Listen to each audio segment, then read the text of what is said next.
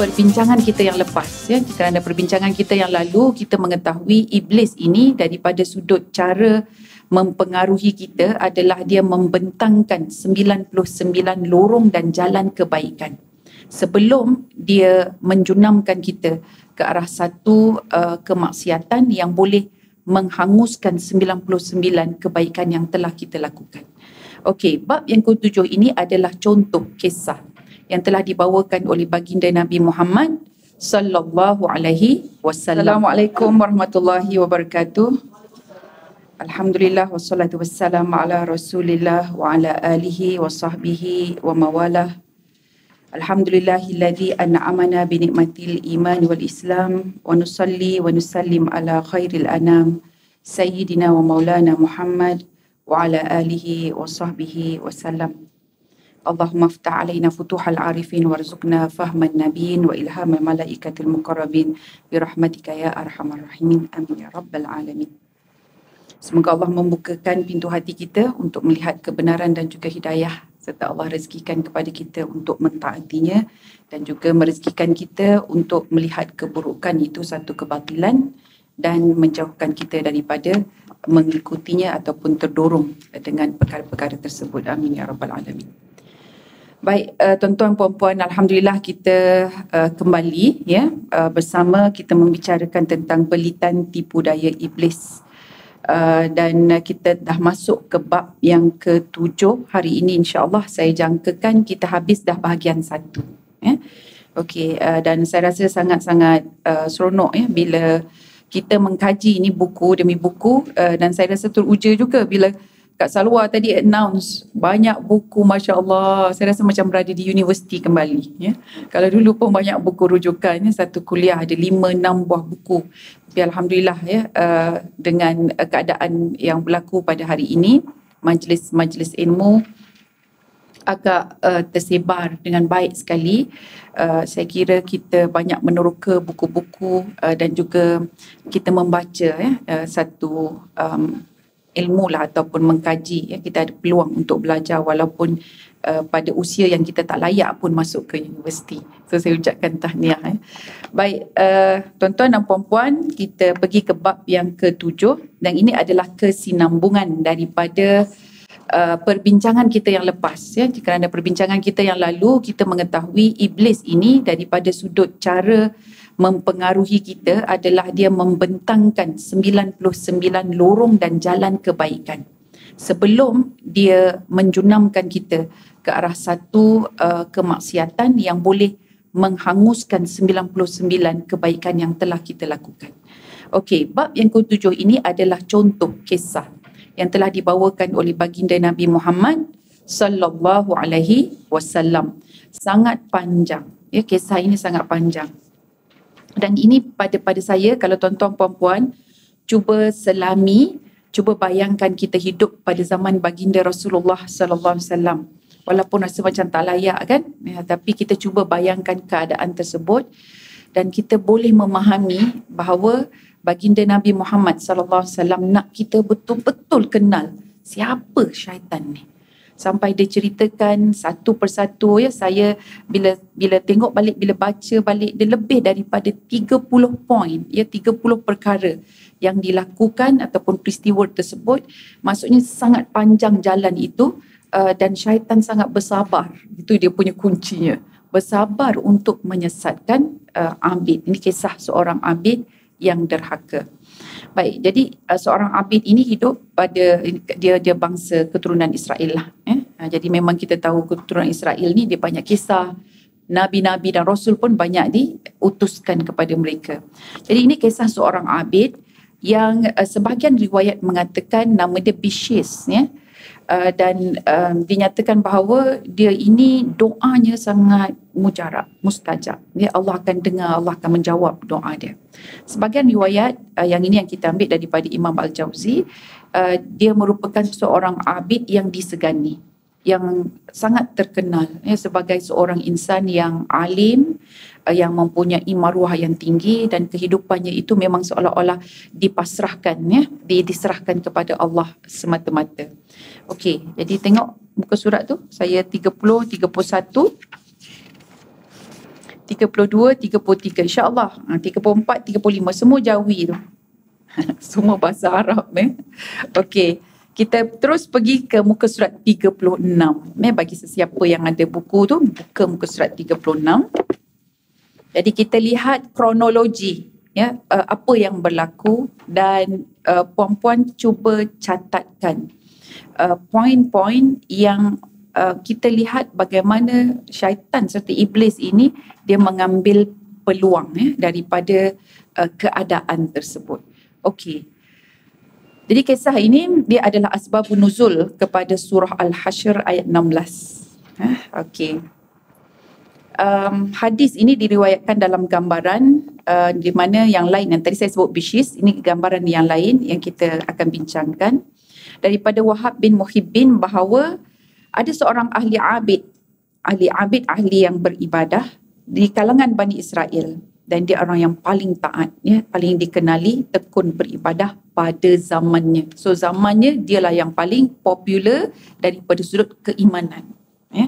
Jadi kita kata nak kata ulama ke, nak kata wali ke pun boleh lah. Ya. Okay, sebab di zaman dia yang paling terkenal. Dan ada pula 3 orang saudara lelaki, adik-beradik lelaki yang dia dipanggil untuk berperang.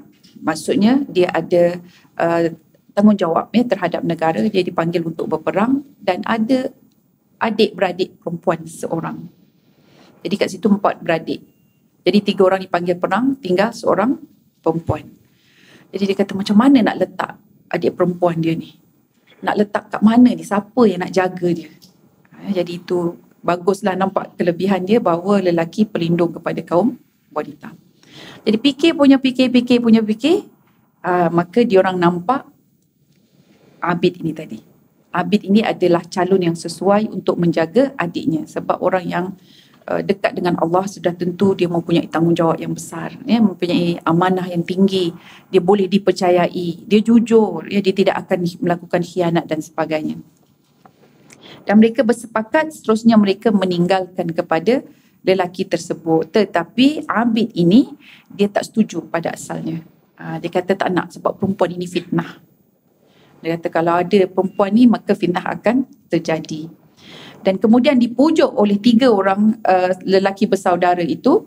Jadi akhirnya bila dipujuk jadi dia pun rasa nak buat baik lah, kan. Orang dah minta berkali-kali ni, kita apa kata tu, kita tiba-tiba pula tolak, nantikan orang ini rasa sedih lah, kan. Jadi macam mana pula dia ni nak berperang ni nak menjaga negara ni, kan.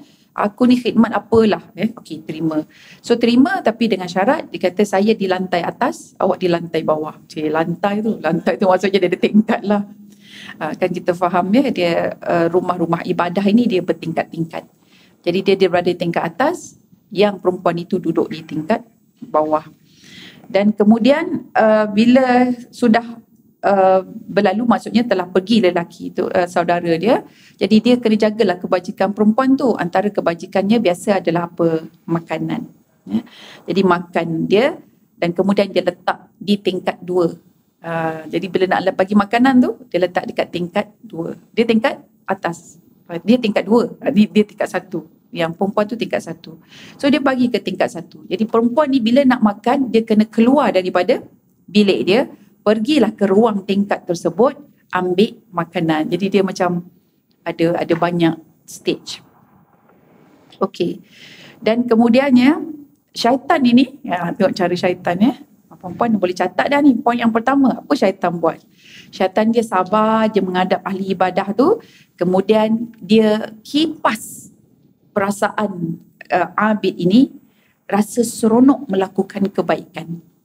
Maksudnya dia rasa tenang dalam rumah dia itu, atau dalam biara dia itu, dalam tempat ibadah itu ada perempuan yang dia mengambil tanggungjawab daripada wali-walinya, dan dia jaga, dia lindungi.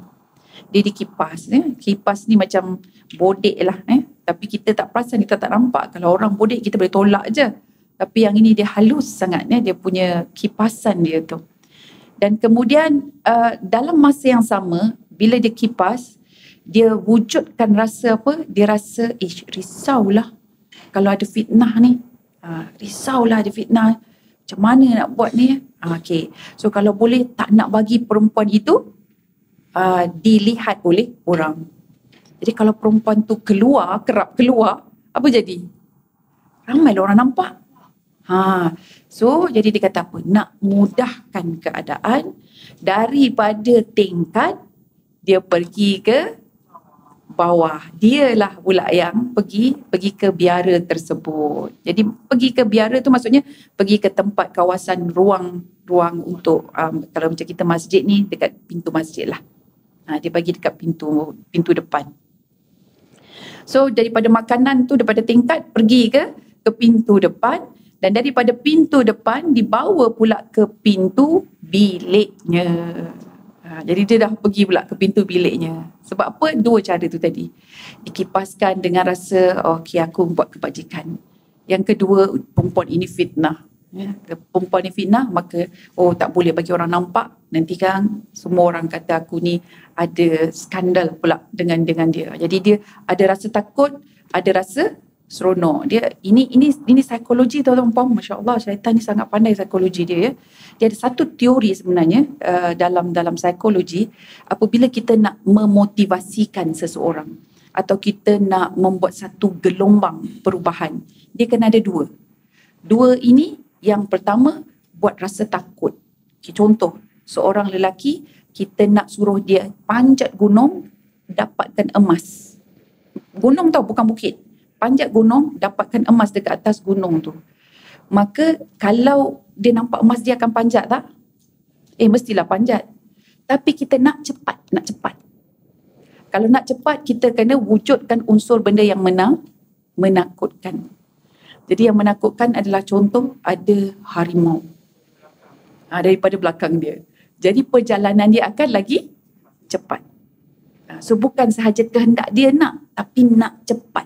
Ya? Jadi ini kerja syaitan. Dia bukan sahaja nak menjayakan, tapi dia nak percepatkan. Kita nampak sini weightage ahli abid ini, dia sangat-sangat kuat kan, daripada sudut iman dia, ilmu dia dan sebagainya. Jadi dia pasang dua cara. Satu yang menarik dia, dan satu lagi yang ada pushing factor. Jadi dia ada pulling factor, satu lagi ada pushing factor. So dengan itu tuan-puan, apa yang berlaku, jadi dengan dua perkara ini maka dia telah masuk pula ke bilik wanita tersebut. Ya? Jadi daripada tingkat ke depan biara, masuk ke pintu bilik dia, kemudian depan pintu bilik dia ada proses lama tau. Daripada pintu bilik masuk pula ke dalam bilik. So, masuk dalam bilik sebab apa? Sebab dalam hati dia pun bercakap-cakap lah, dia ni tetamu, nak layan tetamu, kita kena menghormati tetamu kan, nak mudahkan urusan dia perempuan yang lemah, macam-macam hujah keluar daripada hati. Semuanya baik tu, betul tak? Baik kan?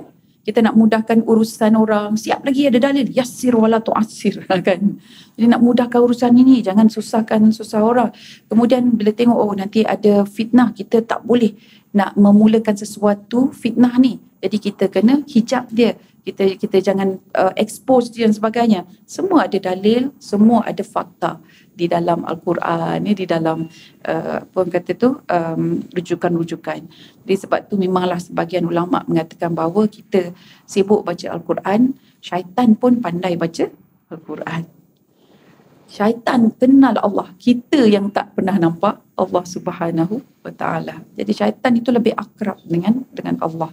Jadi kita berhadapan dengan musuh yang sangat mengenali Tuhannya dan sangat mengenali diri kita. Jadi sebab itulah kita perlu membuka luas hati kita ini untuk mengenali siapa musuh kita yang sebenar. Baik. Next step. Bila dia dah masuk ke dalam bilik, mulanya hanya memberi makanan. Ya, ini muka surat 37, perenggan yang terakhir sekali. Kemudian syaitan membisikkan kepada ahli ibadah kebaikan dan menganjurkan Maksudnya dia membisikkan kebaikan-kebaikan tu. Oh, awak tempatkan dia tenang dah kan. Dia rasa tak ada macam takut-takut, tak rasa terasing. Dia rasa awak macam sebahagian daripada abang dia dengan adik-beradik dia. Bila tengok awak, dia mesti teringat. Macam tu lah. Lebih kurang dah macam setan lah pula kita ni kan. Dia memikirkan tu kan. Sama ya, dia punya pemikiran tu, Masya Allah. Jadi dan kemudian dia sebut apa? Andai engkau bercakap dan berbincang dengannya, tentu engkau akan dapat menjaganya. Jadi di sini sebut kerana dia dapat dimangsakan binatang buas, maksudnya keresahan hati perempuan tersebut, dia rasa tak selamat. Jadi bila bercakap-cakap kan rasa tenang, selesa dan selamat. Macam itulah tujuannya, supaya tak takut perempuan tu dan dia rasa tenang, dia rasa selamat. So mula-mula sebegitu. Jadi daripada menghantar-hantar, mengutus-ngutus, daripada jauh jarak dia tak ada penjarakan fizikal lagi. Dia dah lagi dekat lah pula kan, Masya Allah. Dan kemudian dia berbaik-baik dengan tetamu daripada tingkat atas ke tingkat bawah, daripada bilik buka bilik, dan akhirnya sembang. Sembanglah. Menyembang. Mula-mula sembang, tuan-tuan perempuan, daripada tingkat atas lagi. Sembang dulu daripada tingkat atas, tengok yang dekat bawah. So maksudnya macam ada penjarakan masa menyembang tu. Dan bila sembang penjarakan, agak-agak ada masalah tak? Masalah tak dengar, betul. Tak apa dengar lah. Apa benda okey, tak apa. Kan? Mesti dia akan nak dengar lagi ataupun nak jelas dan sebagainya. Dan akhirnya daripada sembang tingkat atas pergi sembang depan biara. Depan biara ni. Jadi lagi dekat. Maklum suara pelan tak dengar. Daripada sembang depan biara, muka surat 38, sembang pula depan pintu. Jadi saya sebut sembang ni macam tak ada apa-apa rasanya kan. Tapi agak-agaknya lah, kalau ulama ni dia bincang pasal apa? Pasal hukum hakam, pasal akidah, ya, pasal tasawuf, pasal hubungan kita dengan Allah, pasal sejarah, apa yang kata tokoh-tokoh dahulu. Nak pula perempuan tu dengar dengan melopong contohnya kan. Bersemangat dia ni kan. Okey. Jadi kemudiannya seterusnya masuk ke bilik. Sembang lagi dekat, masuk ke bilik. Of course lah atas nama ilmu, atas nama ummah, masuk ke dalam bilik perempuan tu sampai petang baru dia keluar. Ini muka surat 38, senja baru dia keluar. Ini yang cerita siapa? Nabi ya. Nabi cerita Nabi Muhammad SAW. Muka surat 39, perenggan yang di atas. Maka syaitan terus mendatangi dan memujuk ahli ibadah itu sehingga dia berani memegang peha perempuan tersebut dan memeluknya. Ya. Jadi hubungannya makin rapat, akrab dan intim, maka berlakulah hubungan intim antara keduanya. Baik. Dan seterusnya mengandunglah wanita tersebut sampailah anak dalam kandungan itu lahir. Maksudnya dalam setahun lebih lah kan abang dia pergi tu. Peperangan tu memang kita tak tahulah berapa lama kan. Jadi tahun lah, makan tahun. Dan seterusnya bila begitu waktu ini bila dah mengandung, besar perut, lahir anak, maka syaitan meneruskan tipu daya dia. Tadi buat kebaikan ya. Okey. So sekarang ni atas nama kebaikan pula. Lagi sekali atas nama kebaikan. Dia kata macam mana dah berlaku macam ni, kita kena usahakan untuk tutup aib. Perempuan ni pun mesti malu. Tak nak maruah dia tercemar. Saya pun tak nak tercemar. Dan dia fikirkan lebih-lebih pada perempuan tu. Sebab lelaki dia tak bawa perut. Perempuan bawa perut. Jadi fikir lebih-lebih pada perempuan ni. Kenapa nak buat macam mana? Akhirnya demi nak jaga maruah kena ada pengorbanan. Jadi dibunuhlah wanita tersebut sehingga syaitan juga mencadangkan supaya anaknya, bayi itu ditanam sekali. Ya, okey. So sekarang ini sudah berlaku apa? Pembunuhan. Dan pembunuhan itu bukan satu jiwa, dia melibatkan dua jiwa. Ya, okey. Dan kita nak ceritanya, syaitan akan galakkan kebaikan, kemudian syaitan akan wujudkan keresahan. Bila ada keresahan, stres tak? Stres. Ini memang kerja syaitan. Memang dia nak bagi kita stres. Ya. Okey, jadi dia wujudkan keresahan, ketakutan sehingga kita akan hilang pertimbangan. Kita buat sesuatu di luar batasan akal yang waras. Yang ini bunuh orang. Setengah yang lain bunuh diri sendiri. Ya, okey. Jadi bunuh pula ahli keluarga dan sebagainya. Maka berlakulah dua pembunuhan dan kemudian ditanam, kuburnya ditandai. Tapi yang tengok benda yang sangat menyedihkan pada perenggan kedua sebelum akhir, line yang akhir tu, setelah dia bunuh, setelah dia tanam mayat tersebut, apakah Abid ini buat? Dia naik ke atas biaranya dan beribadah kepada Allah. Jadi ini orang yang beriman. Dia buat sesuatu yang dibenci, dimurkai oleh Allah, tapi dia tetap. Jadi kita fikir kata, Masya Allah, diri aku ni macam mana lah. Kadang-kadang kita buat dosa, kadang-kadang kita mengkhianati perjanjian kita dengan Allah. Dan kita rasa macam kita masih suci lagi, kita masih bersih lagi. Itu yang kena banyak muhasabah lah. Baik, akhirnya dengan takdir Allah, tidak berapa lama selepas itu, saudara lelaki perempuan itu pun pulang. Jadi 3 orang tu pulang. Jadi bila balik tu dia pun nak jemput saudara perempuan dia. Dan kemudian apa yang berlaku? Ahli ibadah itu menangis. Jadi ke sini tadi risau, kemudian membunuh, betul kan? Kemudian dia mula berbohong. So bohong dia start daripada bila? Start daripada lepas dia kebumikan mayat tu, dia beribadah. Dia start berbohong dah tu. Okey. Dan di situlah berlakunya penipuan dan kepura-puraan. Jadi dia kata perempuan itu baik, wanita yang solehah dan sebagainya, tapi malang umurnya tak lama, tak panjang. Jadi saya telah kebumikan dia. Dia tunjukkanlah kuburnya. Jadi pada awalnya saudara yang bertiga ini dia sangat rasa sedih dan dia menerimalah dengan hati terbuka. Lepas tu dia balik. Agak-agak syaitan setuju tak cara macam tu? Hoi, belum habis lagi kerja aku. Orang tu dah berzina dah, Abid tu dah berzina dah, dosa besar tu kan. Membunuh dosa besar dah tu.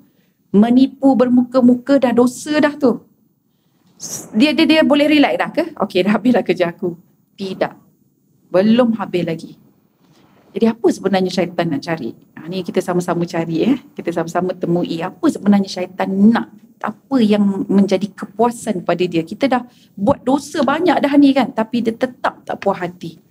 Maka syaitan muncul di dalam mimpi 3 orang adik-beradik tu. Dan dalam mimpi itu syaitan menyerupai seorang yang musafir.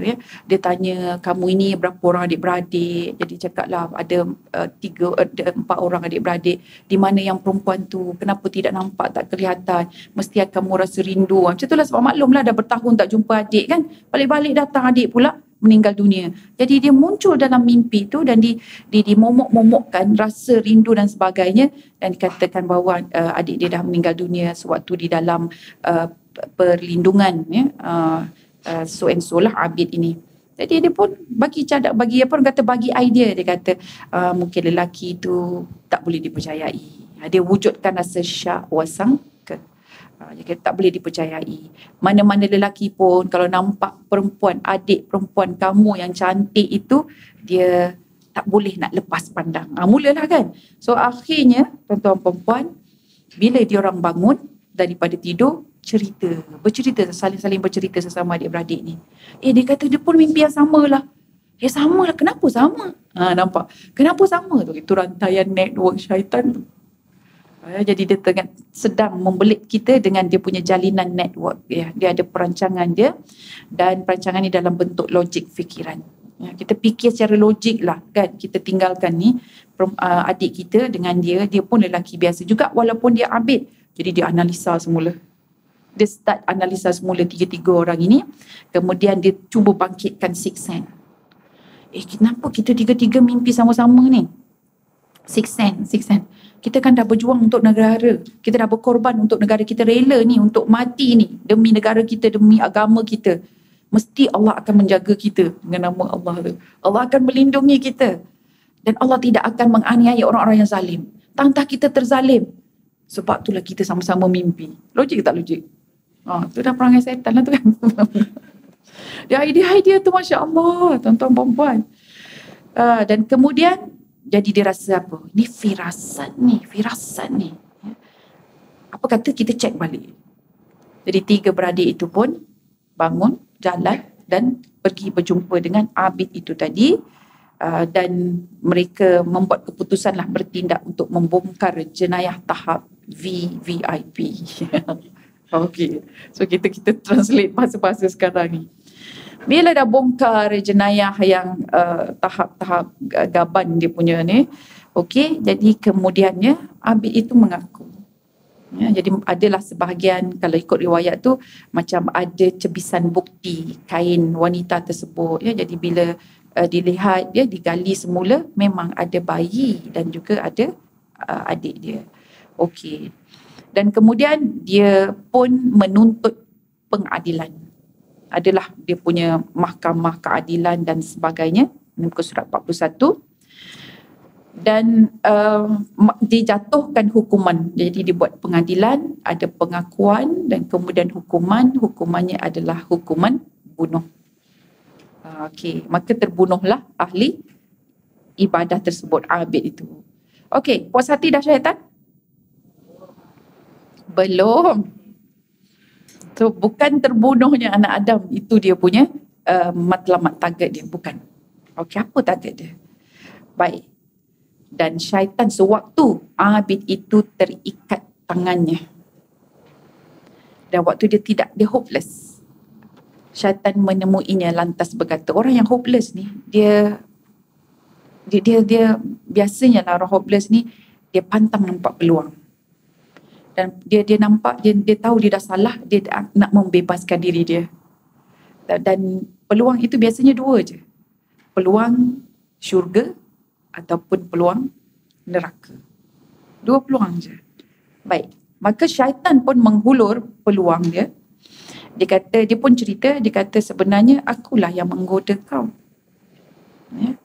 Dia dah putus terang ni. Dengan kehadiran wanita itu, engkau yang buat mengandung, engkau membunuh dia, kau bunuh pula anak dia. Dan sekarang ni apa pilihan kau? Dia kata aku boleh bantu kau. Tapi dengan syarat engkau harus sujud dan tunduk padaku. Itu syarat dia. Nampak ya? Syaitan ni dia betul terang tau. Akulah tipu kau, akulah goda kau. Tapi dia offer lagi penipuan. Dan kita manusia, Abid ini, sebab apa? Sebab kita fikir kita nak cari jalan keluar, kita nak keluar daripada bebanan masalah ini, kita tak nak tanggung. Kita rasa tamak pada peluang. Apa akan berlaku? Dia pun terima.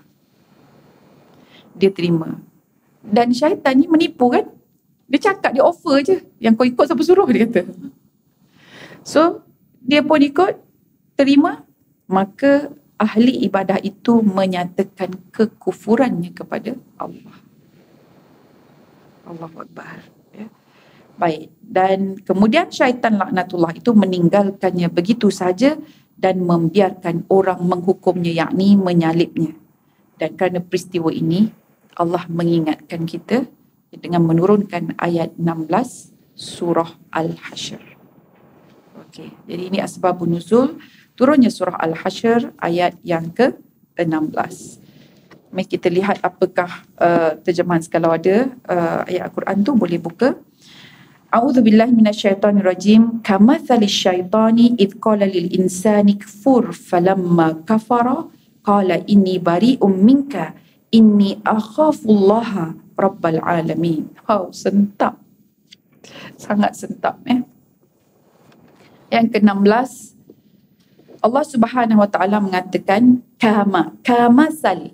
Kamasali maksudnya seumpama. Seumpama apa ni Seumpama kamasalis syaitan. Seumpama syaitan. Siapa yang seumpama syaitan? Jadi rupa-rupanya ini dia refer kepada ayat sebelumnya, iaitu kembali kepada orang-orang munafik.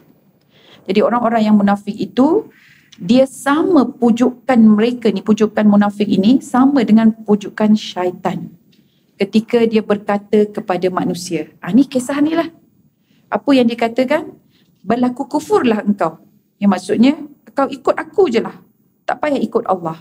Dan Allah tak tolong kau pun pada saat-saat begini. Aku yang ada di depan kau, maka aku akan membantu kau. Kau nak ikut siapa?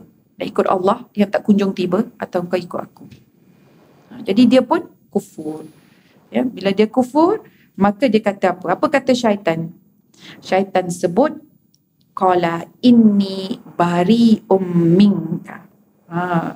Syaitan kata sesungguhnya aku tak ada kena mengena dengan kau. Engkau sendiri ya, aku tak ada kena mengena dah. Bari umming, bari ni macam bir, yang bersih, suci, tak ada kena mengena pun. Aku cuma cadang aja. Yang decide siapa? Engkau. So siapa yang suruh ikut aku? Jadi dia kata aku tak ada kena mengena dengan engkau, kerana apa yang lagi sedihnya, inni akhafullah. Sesungguhnya aku ni walaupun syaitan, aku takut pada Allah. Rabbal alamin, Tuhan yang menguasai seluruh alam. Perempuan, kita sedang berhadapan dengan syaitan yang sebenarnya takut pada Allah. Tapi kedegilan dia, kedengkian dia ya, yang sangat tinggi. Jadi ini adalah dialog yang Allah rakamkan di dalam surah Al-Hasyr buat peringatan pada kita semua. Jadi pada saya perempuan, kita banyak buat kebaikan, kena banyak betulkan niat. Kalau kita rasa kita banyak buat kebaikan ni kan, kita betulkan niat, selalu betulkan niat dan sentiasa mengharapkan Allah terima amalan tersebut. Jadi tengok ni Abid ini, bayangkan dia punya ibadah dia, ilmu dia, masa dia lagi kan, kemudian khidmat bakti dia hancur macam tu je sebab dia dah jadi kufur. So apa target syaitan sebenarnya bila dia menghasut kita? Target dia adalah kufur. Kufur ini adalah suatu perkara di mana kita akan berlaku ingkar dan juga kita tak nak iktiraf Allah Subhanahu Wa Taala. Sebab tu sangatlah berhati-hati tuan-puan, kalau kita dilanda masalah demi masalah demi masalah, perkataan yang cakap macam ni, apa salah saya? Dosa apa yang saya dah buat ni sampai Allah bagi saya macam ni? Oh, bahaya perempuan. Ya, yang itu tu kita takut kan, kita macam garisnya itu, kita macam seolah-olah macam kenapa Allah buat aku macam ni kan. Jadi kita kena istighfar balik dan fikir balik, hidup kita ni untuk apa sebenarnya? Hidup kita bukankah ini ujian? Jadi bila ujian itu ada satu kemahiran Allah nak bagi, ada ganjaran. So kalau nak senang lenang, jangan duduk kat dunia, terus pergi ke syurga. Tapi kita dah berakad dengan Allah bahawa kita sanggup terima untuk berada di atas dunia ini. So bila ujian datang, terima dengan lapang sebab ini peluang keemasan untuk kita lebih dekat dengan Allah Subhanahu Wa Taala. So cara macam mana nak dekat dengan Allah? Bersabar, bertabah dengan ujian. Hadapi dengan rasa syukur.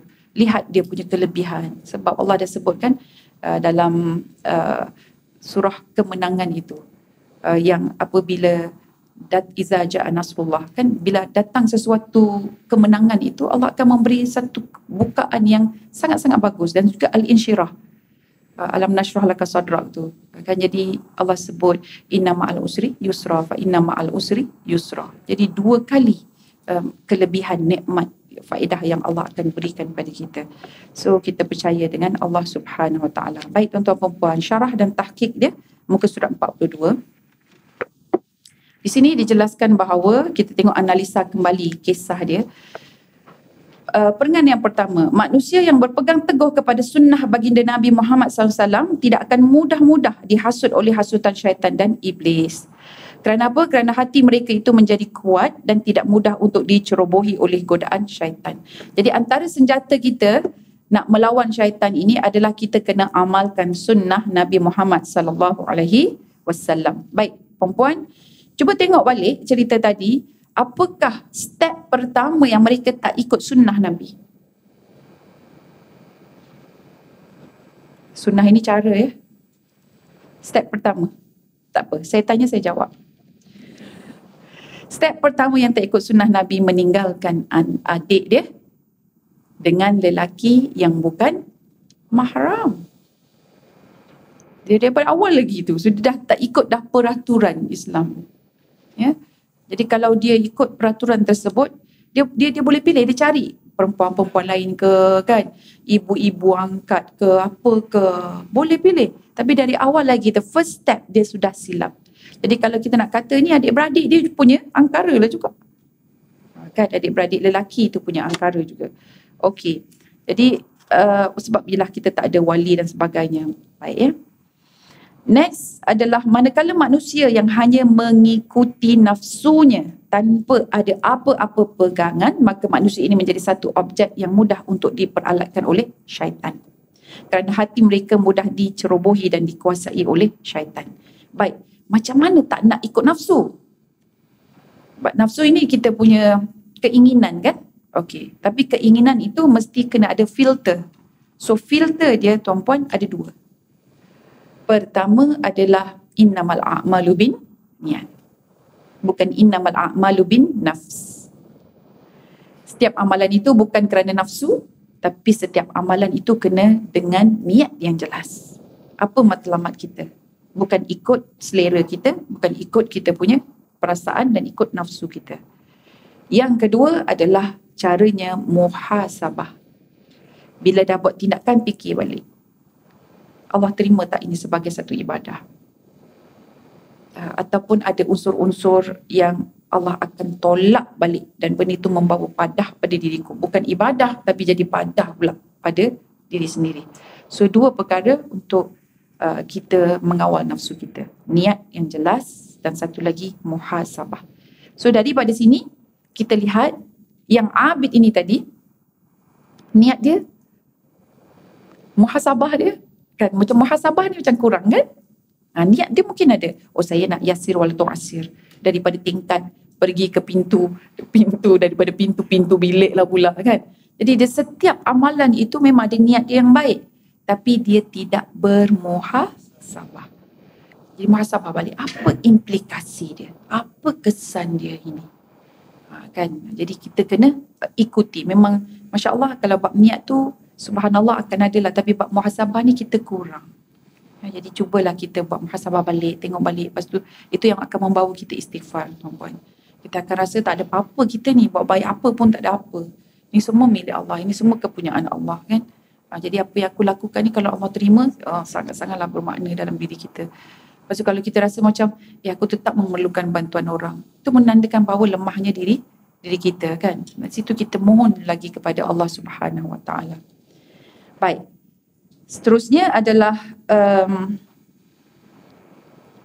kisah panjang lebar ini memberikan kita peringatan yang sangat tegas bahawa amalan kita yang baik setara mana sekalipun masih belum terselamat daripada ujian dan godaan iblis, dan ujian tersebut boleh datang dalam bentuk-bentuk yang tidak terjangkau di akal kita dan amat licik pula, ya. Kadang-kadang datang daripada budak kecil. Kan budak kecil habis orang kata tu dua rumah tangga bergegar, hanya kerana cucu atuk dengan nenek pula bermasam muka, kan. Kemudian terheret sama mak ayah dia, ya. Jadi dia benda-benda yang kecil je, memang tak terjangkau di akal.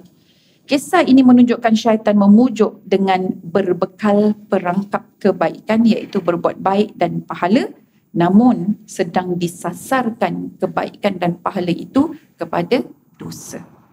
Baik, puan-puan, tuan-tuan yang dikasihi, rupa-rupanya syaitan ini dia target. Dia dah list down dah. Kita tahu kan yang lepas namanya Corin, kan? Dia dah list down, dah senaraikan dah. Satu hari berapa kebaikan kita. Kita tak kira, kan. Kalau kita kira, kita berkira-kira pula jadinya, kan. Tapi dia dah senaraikan. So setiap satu amal kebaikan itu dia lock.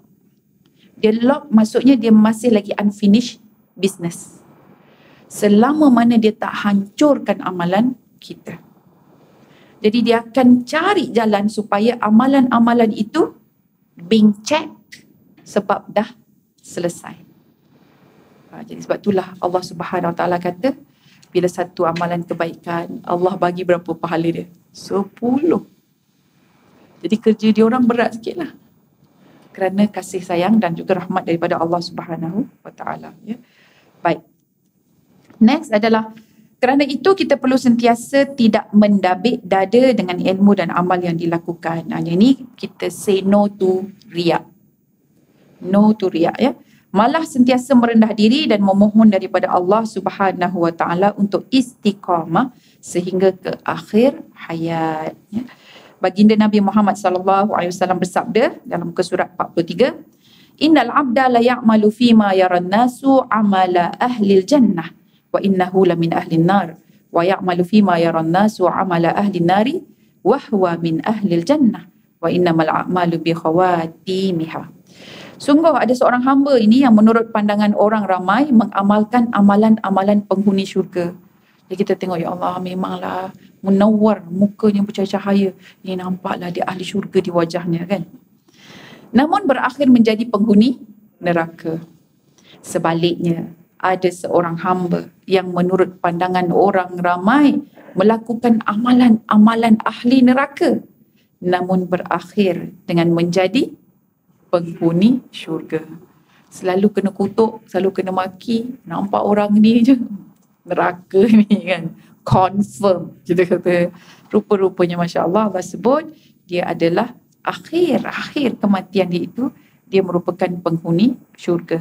Sungguh amalan itu dilihat dari akhirnya. Jadi tengok pengakhiran dia itu bagaimana. Dan kita tak tahu pula, kita tak boleh nak judge. Puan-puan, kalau akhirnya kematian seseorang itu sujud, kita tahu tak dia sujud pada siapa? Kita tak boleh kata, ya Allah, memanglah kita bolehlah. Orang kata tu memujinya, kan, sebut benda yang baik, mendoakan dia dan sebagainya. Tapi belum tentu. Hanya Allah sahaja yang tahu. Yang kalau kita cerita tadi itu, ahli abid itu, di dalam riwayat yang lain, dia baru tundukkan sikit aja kepala dia tu nak sujud, dan waktu itu Allah tarik. Ya. Jadi tuan-tuan perempuan, pengakhiran dia bagaimana ya? Okey. Dan mungkin kita nampak pula seseorang itu, ni tengok ulama ni mati macam mana? Mati tangan dia menjangkau-jangkau macam nak pegang semua benda. Memang ada kisah macam tu kan? Tak pernah dengar? Oh, tak pernah dengar. Waktu dia sakaratul maut, ya, dia pergi tepis semua orang, anak menantu semua kena tepis-tepis. Macam bersilat-silat lah bagai, kan? Tapi kita tak tahu, mungkin dia bersilat dengan siapa? Dengan syaitan. Sebab dia sahaja yang tahu apa yang syaitan sedang cakap. Tapi waktu itu memang tak ada daya dia kecuali dia menepis. Jadi kita tidak boleh nak kata, ya Allah, teruklah kematian dia. Kita tak boleh menghina macam tu. Itu cuma sekali lagi mendoakan saja yang baik buat mereka. Ya. Jadi we are not here to judge people. Kita bukan judge, ni kerja Allah. Dan jangan kita menghukum. Sebab tu saya kadang-kadang I feel annoyed myself bila ada orang tanya, Ustazah, apa hukumnya suami yang begini-begini? Okay, suami pula, apa hukumnya Ustazah? Isteri dia kalau isteri begini-begini. Kau nak mencari hukum je pasal. Carilah kaedah ke, cara ke macam mana, Ustazah, saya ni nak lembutkan hati suami saya. Macam mana Ustazah, saya nak lembutkan hati isteri saya. Ya, jadi seronok sikit kita nak bagi ni, apa hukumnya? 1, 2, 3, 4, 5. Lepas tu saya tengah marah. Okey. Kita fahamlah, oh dia tengah marah. Okey. Baik tuan-tuan perempuan. Seterusnya di sini right. Kita sebut riak tadi kan? Jadi bila kita sebut riak muka surat 42 tadi, antara checklist amalan-amalan kita tu tadi, yang syaitan dia lock untuk pastikan amalan kita itu terhapus, dia gunakan bom. Jadi bom dia bukan bom macam di Beirut tu, bukan macam di Lebanon tu, itu berapa tan tu kan. Okay, bom dia sangat simple. Sebab itu yang paling simple yang dia ada, bomnya berbentuk riak. So bila kita nak riak ni macam kita tunjukkan pada orang dan kita berbangga. Itu adalah hasil kita tuan-puan. Tapi jangan pula kita mengatakan semua orang yang tunjuk itu adalah riak. Itu jadi menghukum. Itu bukan kerja kita. Sebab sebahagian daripada orang yang berbuat baik ini di hadapan orang, dia boleh memberikan impak pada orang lain macam idea, ilham untuk buat benda baik. Jadi kalau kita nampak orang macam tu, jangan pertikaikan apa yang dia buat. Ini riak ni. Malah kita sepatutnya terus cepat ikut. Okey, dia buat baik. Aku pun nak buat baik juga. Apa yang lagi yang boleh aku buat baik? Okey. So sebab itu Rasulullah sallallahu alaihi wasallam dia mengajar kita dalam satu hari 5 kali dia train jiwa kita, dia train lisan kita.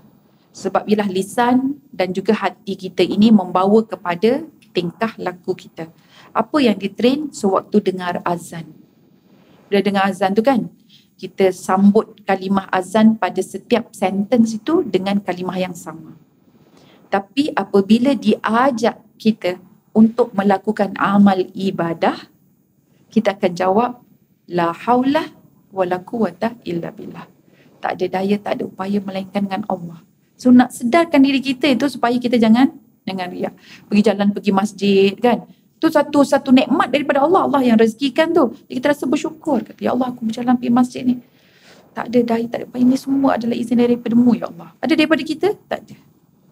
Itu datang daripada Allah Subhanahu Wa Taala. Dan malah bila kita nampak ada ruang peluang Allah bagi, itu juga nikmat daripada Allah. Setengah orang sibuk. Pandang masjid ni meleleh air mata dia. Sebab dia tak boleh pergi, tak sempat. Dia diikat dia dengan urusan itu, urusan ini, urusan itu, urusan ini. Dia lambai dari jauh je masjid. Entah dia punya lambaian itu Allah terima. Kan, kita tak tahu tuan-puan. Ya? Bila nampak masjid tu pandang aja, tak tertoleh dia ni. Sebab dia kata bila dia nak sampai ni? Bila dia nak sampai ni? Jadi di situ juga menunjukkan la haula wala quwata illa billah. Nabi suruh sambut. Dan itu satu untuk amal ibadah. Kemudian ke arah kejayaan. Ke arah kejayaan pun kita sahut dengan la haula wala quwata illa billah. Sebab dua ni, amal ibadah dengan jalan-jalan menuju kejayaan adalah dua perkara yang akan di-lock oleh syaitan. Amal ibadah dia akan lock, setiap langkah kejayaan juga dia akan lock. Dia nak pastikan benda itu terhapus. Dan salah satunya dengan bom jangka yang paling simple, yang paling mudah, iaitulah riak. Ya? Okey. Dan kita lihat muka surat 43, daripada hasil kisah yang kita baca tu tadi, syaitan sebenarnya dia telah menggemblengkan usaha perancangan dia, strategic planning dia pada jenis dosa yang berangkai. Okey, dia bermula daripada berdua-duaan tanpa ada mahram. Okey. Kemudian dengan zina. Lepas tu dia membunuh. Kemudian dia menipu. Ya. Kemudian dia tertipu. Maksudnya dia menjadi kufur. Ya. Okey. Jadi semoga Allah menjauhkan kita daripada keburukan seperti itu. Baik. Tuan-tuan puan-puan, kita muka surat yang ke-44, bab yang ke-8 insya-Allah. Ni jangkaan saya, kita bahagian satu kita habiskan ya, hari ini. Baik, berkata Imam Jauzi, yang ini kisah Nabi Nuh bersama dengan Iblis. Dia memang ada tuan-puan ya, kisah-kisah Nabi dengan antara Nabi Idris ya, dengan Iblis pun ada ya, tapi Nabi Idris dia bijak. Dan kemudian kisah Nabi Nuh bersama dengan Iblis. Alright. Saya baca dia punya terjemahan. Imam Al-Jauzi mengatakan tatkala Nuh alaihi salam sedang naik perahu, beliau melihat seorang lelaki tua, yakni jelmaan iblis, yang sebelumnya tak pernah dilihatnya. Ni tak pernah dilihatnya lah. Cakap Salwa tadi, dia tak pernah ikut nampak saya pakai mask kat luar. Ya, dia dah bagi demonstrate macam mana nak bersihkan. Yang ini air, dia kata. Yang ini liquid. Biasa tu air dengan liquid dah sama kan. Tulis nama. Okey, dah siap tulis nama tu. Saya dah nak masuk dewan tu. Ini siapa? Kenapa nama dia sama dengan Isfadiah? Dia cakap. Rupanya dia tak perasan saya. Saya duk ingat dia perasan. Saya pun terlupa saya pakai mask kan. Saya tak cakap lah kat Salwa apa khabar kan. Ini siapa? Ya Allah, rupa-rupanya Ustazah dah sampai, dia kata. Masya Allah. Comel aja. Okey. Jadi Nabi Nuh AS pun bertanya, apakah yang mendorongmu masuk ke kapal ini?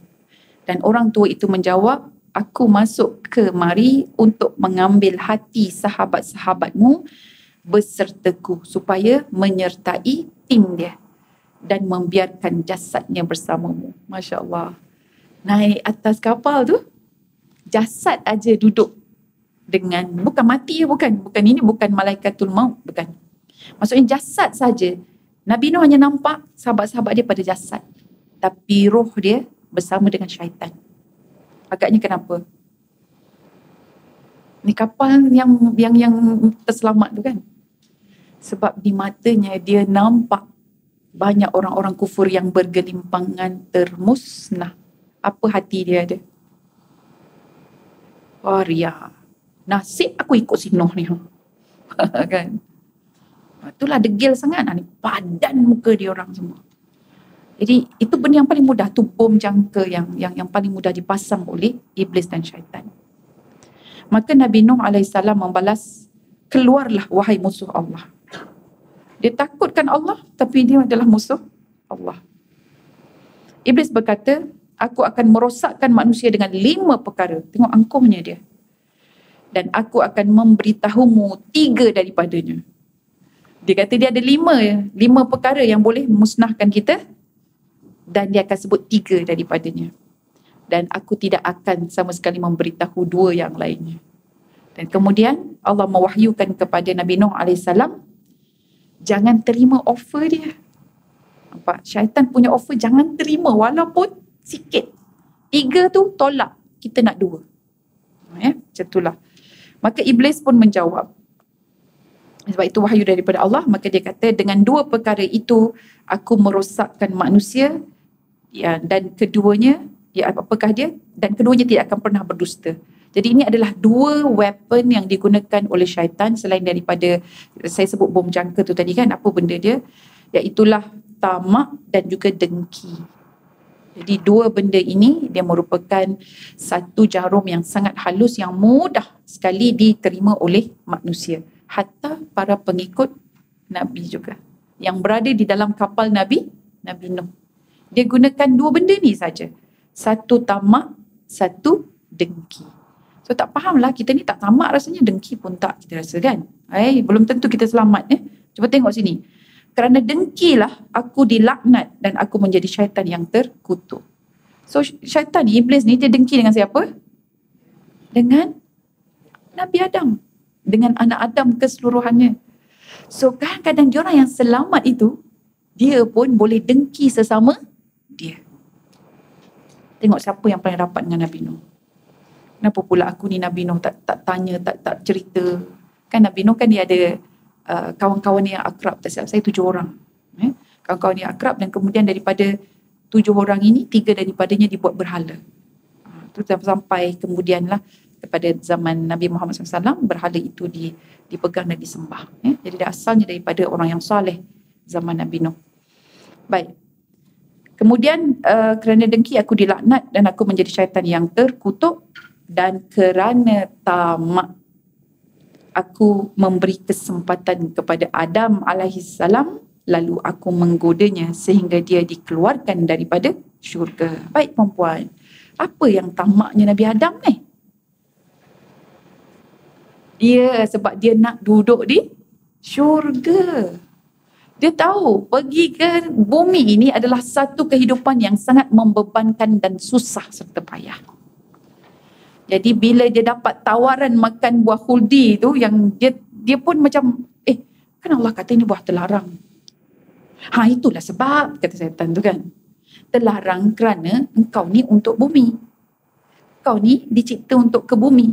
Tapi kalau engkau ambil buah ni, kau akan berada di syurga ini selama-lamanya.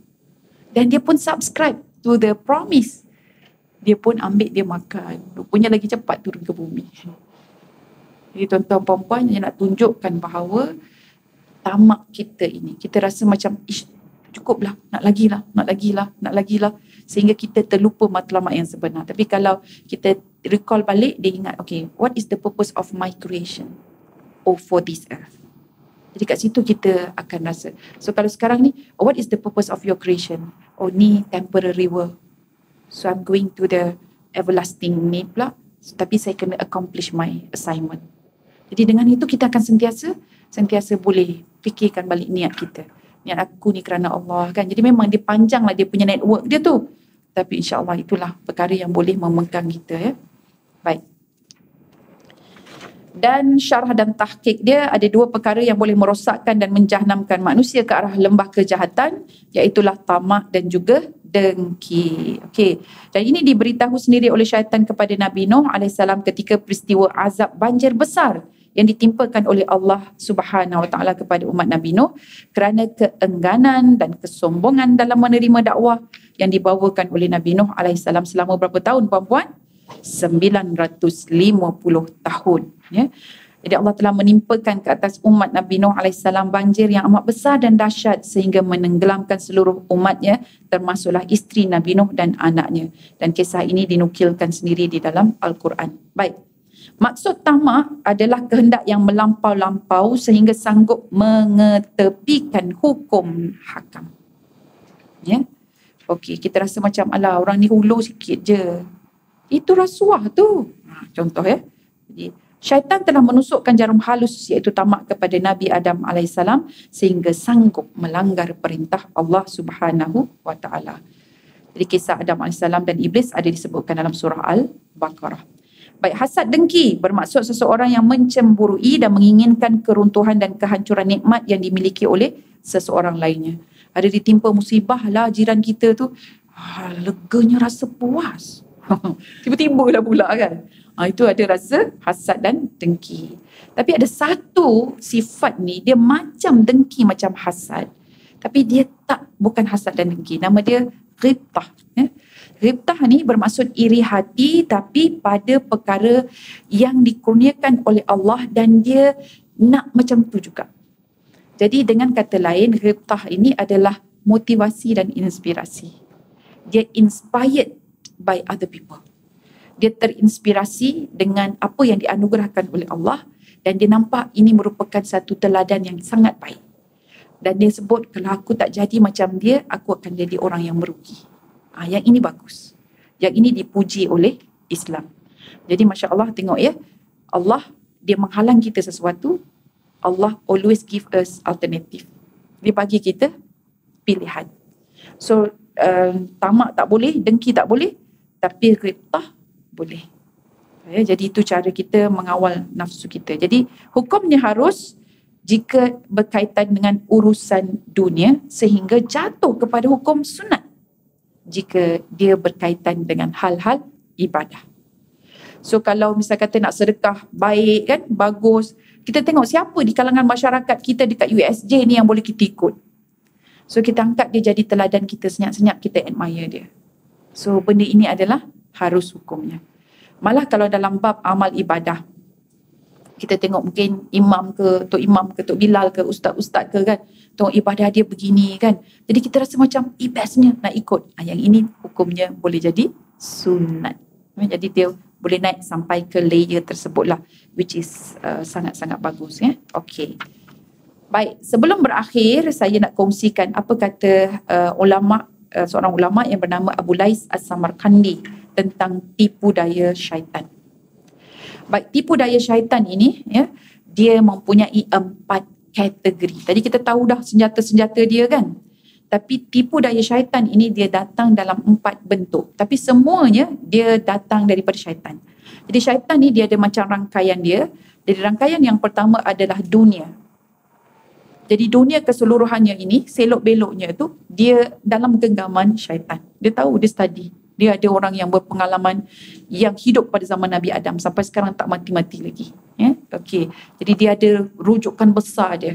Dia ada tuan besar, tuan guru besar dia. Ya? Jadi dia tahu semua yang ada di dalam dunia ini. Dan dunia ini akan menjadi fitnah kepada manusia yang mengikat ataupun asyik dengan nikmat dunia. Okey. Yang kedua, syaitan akan mempergunakan hawa nafsu keinginan kita. Okay. Yang ketiga, syaitan sendiri dalam bentuk yang ghaib. Jadi yang ini yang kita dengarkan, syaitan tu dia boleh melalui darah. Okay. Kalau sekarang kita tak panggil darah sangat, kita panggil hormon. Dalam hormon-hormon yang tertentu. Dan hormon itu datang daripada makanan. Kena makanan tak bagus, hormon yang tak bagus pun keluar. Dan hormon juga datang daripada kita punya kebiasaan. Okay, so kebiasaan kita ambil dadah. Lama-lama dia yang kita panggil hormon apa? Oksitoksin, dopamin. Macam tu kan. Hormon dopamin. Dia ada hormon begitu. So sama juga bila menyentuh. Bila kita sentuh, dia ada oksitoksin. Bila keluar oksitoksin dan sebagainya ke, ataupun dopamin ke apa ke, dia nak tambah daripada satu part ke satu peringkat yang lain pula. Okay. So itu kena cerita pasal hormon. Dia orang belajar sains ni, ahli sains ni, syaitan ni. Okay, kemudian yang keempat adalah syaitan daripada sudut manusia. Jadi manusia, sebagaimana yang disebut dalam surah Al-Hasyr ayat 16 tadi, Allah sedang merujuk ya manusia-manusia yang dipanggil orang-orang golongan yang munafik. Jadi golongan yang munafik ini, dia mengikut cara dia sama, sampel, pattern syaitan. Iaitu dengan kata pujukan, tawaran, kadang-kadang ugutan, kadang-kadang paksaan, penyiksaan dan sebagainya. Okay.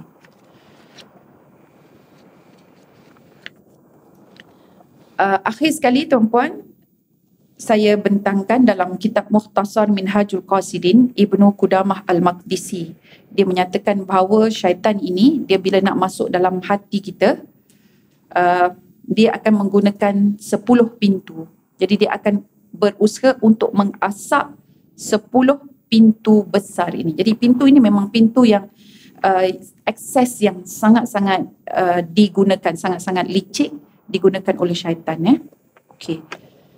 Baik, apakah 10 pintu ataupun 10 akses untuk syaitan ini? Yang pertama adalah hasad dengki tadi. Yang kedua adalah tamak. Kita dah sebut hasad dengki dan tamak tadi kan? Okey. Yang pertama hasad dengki, yang kedua tamak. Yang ketiga marah. Yang keempat, ni saya takut nak sebut ni. Yang keempat ni. Sebab takut salah faham. Tapi, ya. Yang keempat, suka berhias-hias dan menghias-hias. Benda ni macam simple kan. Kita kadang-kadang sebut juga innallaha jamilun yuhibbul jamal. Kita suka terlampau menghias sehingga membazir. Ya? Okay. Yang kelima, ini pun takut juga. Sebab selalu kita sebut benda ni. Kenyang. Kita ajak tetamu datang rumah kan. Makan kenyang ke tak? Kenyang ke tak? Makan lagi kenyang. Kenyang ni pintu setan punya kan. Yang keenam, tergesa-gesa dan terburu-buru. Yang ketujuh, cintakan harta. Yang kelapan, ta'assub atau fanatik pada golongan tertentu. Yang kesembilan, meragui akidah. Meragui akidah. Yang kesepuluh, buruk sangka ataupun su'udzon. Buruk sangka dan juga su'udzon. So itulah dia di dalam kitab Mukhtasar Minhajul Qasidin ada disebutkan 10 akses utama oleh syaitan. Jadi alhamdulillah tuan-tuan perempuan, kita sudah selesai. Ada tak soalan? Saya buka. Ya, sila. Oh, tahqiq ni maksudnya daripada perkataan hak. Perkataan hak itu maksudnya mengambil kebenaran. Tahqiq tu kita mengambil sesuatu kebenaran ataupun kita buat confirmation daripada pengajaran tadi. Jadi dia lebih kepada ibrah lah. Mengukuhkan lagi mengukuhkan kefahaman kita balik. Syarah dan tahqiq mengukuhkan kefahaman daripada apa yang kita pelajari. Terima kasih puan. Ada soalan lain? 5 4. Saya sedang mengira 3. Ya. Salam. Macam daripada peristiwa ni kan macam tindakan apa kita punya action kita dan kehidupan seharian. Adakah kita sentiasa kita memang selalu buat dosa kan, jadi kita sentiasa beristighfar. Dan istighfar tu kita tak ingat sih, kadang kita tak ingat pada sangat dosa kita kan. Ya. Istighfar tu boleh kadang niat kita ingat kita dah ikhlas, sebenarnya tak ikhlas. Ya. Boleh apa tak? InsyaAllah boleh. So yang penting kalau kita boleh menghayati apa yang kita baca. Especially kalau kita baca penghulu istighfar tu kan. Apa yang kita baca? Allahumma, wahai Tuhan kami. Pelan-pelan, jangan laju-laju. Kadang-kadang kita nak cover sampai 1000 kali contohnya tu kan. bila kita baca sampai 1000 kali tu, kita tak ada hati, jasad sahaja ada. Ingat tu yang syaitan sebut tu, jasad itu sahaja ada. Kita punya lafaz sahaja ada, tapi hati kita tak ada. Baik, kita kena baca dengan hati kita istighfar ini, walaupun kita sesimpel astaghfirullahalazim. Okey, kalau sebut astaghfirullahalazim, ya Allah, aku mohon pengampunan daripadamu kerana engkau maha agung, maha hebat. Azim tu agung dan hebat. So rasa kehebatan Allah yang mengurniakan kita segala nikmatnya. Jadi kita kena macam membayangkan seolah-olah nikmat Allah tu berada di depan kita yang kita tak boleh nak bayar, ya. Baik, kalau kita baca penghulu istighfar ini, dia sangat-sangat membantu kita. Sebab tu dia jadikan penghulu. Allahumma, wahai Tuhan kami, anta rabbi, sesungguhnya engkau sajalah Tuhan aku. Di waktu kita sebut Allahumma anta rabbi tu, kita boleh bayangkan kita digoda dengan macam-macam kehendak. Sehingga kita nak dijadikan, kita seolah kita nak letak nafsu kita ni macam ilah, macam Tuhan juga. Ya Allah, kadang-kadang aku ni macam nak terikut sangat nafsu aku, ya Allah. Nak ikut sangat rasa marah aku. Dia macam kita pun nak sebut apa ya, merayu pada Allah lah. Kita mengadu pada Allah. Allahumma anta rabbi. Ya Allah, Tuhanku. Anta rabbi, sesungguhnya engkau adalah Tuhanku. Allahumma anta rabbi la ilaha illa anta. Tak ada ilah lain, tak ada perhambaan yang aku akan berikan, persembahkan illa anta, kecuali hanya pada engkau saja, ya Allah. Dan waktu ni kita sebut, ya Allah, aku kadang-kadang terlanjur, kadang-kadang terleka, kadang-kadang terlalai, ya Allah, aku buat pada benda-benda lain yang tidak sepatutnya pada engkau. Ampunkanlah aku, ampunkanlah aku. Jadi sebelum kita habis istighfar tu, kita dah beribu-ribu kali ampun juga, minta pengampunan daripada Allah. Allahumma anta rabbi la ilaha illa anta khalaqtani. Engkaulah yang menciptaku. Jadi di sini kita merasakan bahawa apa yang kita dapat, nikmat dan sebagainya, semua kita pinjam daripada Allah. Dia tak ada pun kelebihan daripada kita. Khalaqtani wa ana abduka. Dan aku adalah hamba-Mu. Dan kalau kita benar-benar sedar waktu kita nak sebut akulah hamba-Mu, kita rasa sangat kecil. Sebab siapalah kita nak mengaku diri kita ini hamba pada Allah. Sedangkan kita selalu besar, kita rasa bangga, kita rasa ego kan. Jadi kita sebut sekali kalimah ini, dia akan rasa terus masuk dalam dia menusuk dalam hati kita.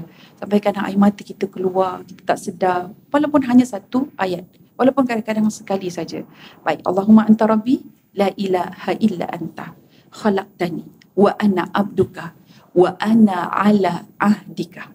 Sungguh ya Allah, aku berusaha untuk memegang janjiku. Janjiku apa? Assignment kita tu lah. Aku sedang berusaha ya Allah. Tapi waktu tu bila kita cakap kan, kita rasa macam berderainya hati kita sebab kita tak buat sungguh-sungguh. Kita tak mampu nak buat. Dan waktu tu kita pun buat hauqallah la haula wala quwata illa billah. Ya Allah, aku tak mampu ya Allah, aku rasa nak buat dah. Memang aku berusaha untuk pegang ya Allah, tapi selalu terabai, selalu terlalai, selalu terleka, selalu terlupa. Wa ana ala ahdika wa wa'dika. Wa'dika juga janji. Ahdun tu adalah perjanjian, ya. Wa wa'dika tu pun sama juga ikrar kita. Mastata'tu. Semampu seupaya diriku. Jadi bila kita sebut semampu seupaya diriku, waktu tu kita sangat sedarlah kita ada banyak kelemahan, banyak keburukan kita kan. Kita memang memerlukan Allah lah untuk menguatkan, mengukuhkan perjalanan kita. Wa'dika mastata'tu a'udzubika.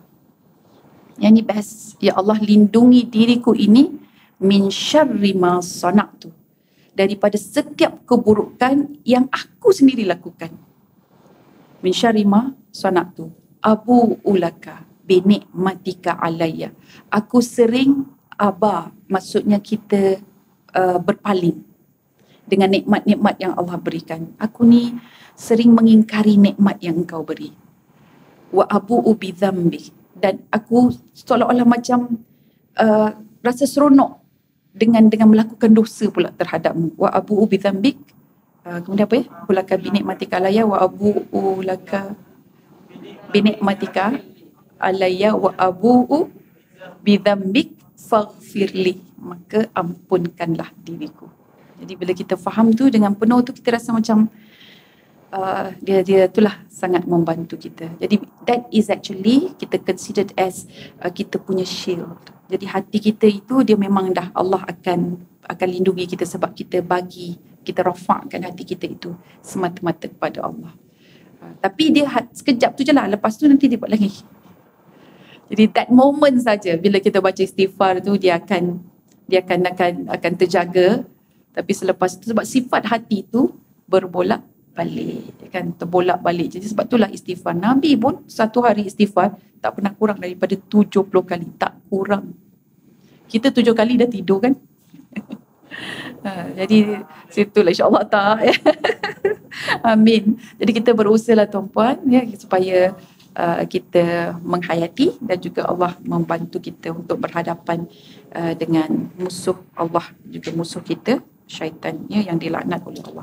Baik tuan-tuan puan, kita hentikan di sini dengan tasbih kafarah dan suratul Asr. A'udzubillahi minasyaitonir rajim. Bismillahirrahmanirrahim. Wal 'asr innal insana lafi khusr illa alladziina aamanu wa 'amilus shalihat wa tawassaw bil haqqi wa tawassaw bis sabr. Subhanakallahumma wa bihamdik asyhadu an la ilaha illa anta astaghfiruka wa atubu ilaik. Assalamualaikum warahmatullahi wabarakatuh.